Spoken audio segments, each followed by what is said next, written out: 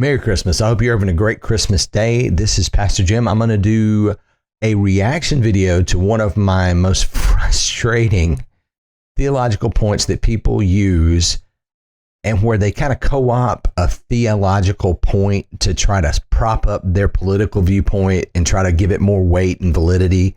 This one's very frustrating. A lot of times when people do that, they make a fool of themselves because they don't really understand what's going on. So I'm going to give you this one and react to it, and then I'm going to explain why it's frustrating.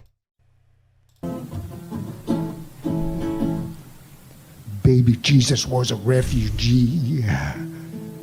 To Egypt land he had to flee from Herod's cruel brutality.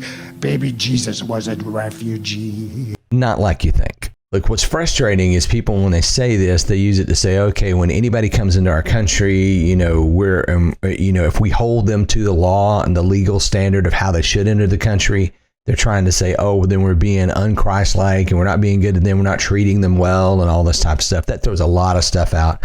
One of the biggest things about this is when you look at the Roman Empire. See, the Romans ruled a large chunk of the land back then. They conquered all of this area that you see in orange, from Spain to Gaul to Italy, Macedonia, Asia Minor, and all the way around to Judea in the bottom corner.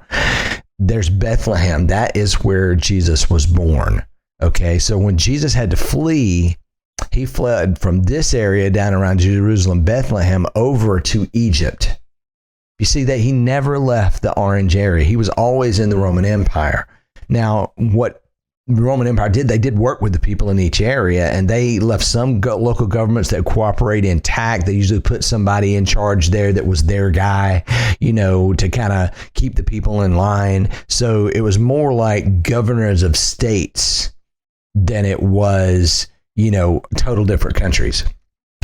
And it was just a different political situation, but it would be more congruent if you're talking about what Jesus would be if you got personally crossways with, or a group that you're a part of got personally crossways with the governor of California, and you decided, I want to move to Texas where it's easier for me. Or if you were frustrated with the governor of Florida and you decide, I'm going to move to New York to be in a different political system.